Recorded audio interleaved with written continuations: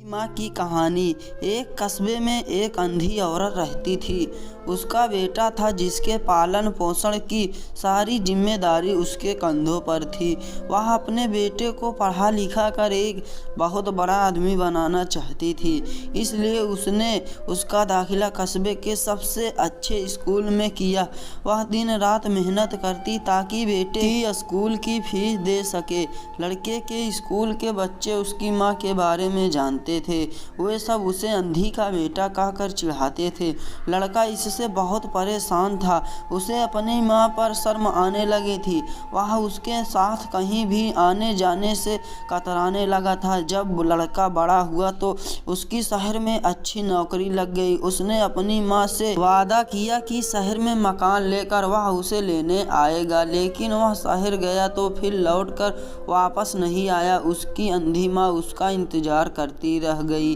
कई महीने बीत गए, लड़के की कोई खबर नहीं आई। कई महीने बीत गए, लड़के की कोई खबर नहीं आई। अंधी एक दिन उससे नहीं रहा गया और वह बेटे से मिलने शहर पहुंच गई। पूछते पूछते वह बेटे के ऑफिस पहुंची।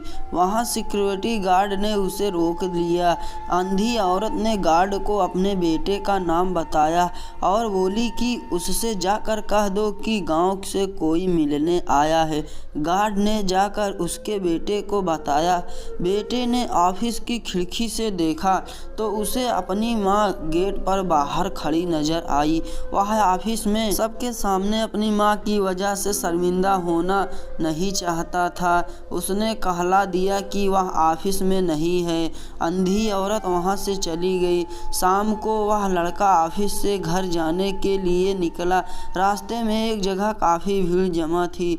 वह अपनी गाड़ी रोककर भीड़ के पास पहुंचा और तो बीच सड़क में अपनी माँ को मरा पाया। उसके हाथ में एक चिट्ठी थी जिसमें लिखा था, बेटा बड़े दिन हो गए थे, तेरी कोई खबर नहीं मिली।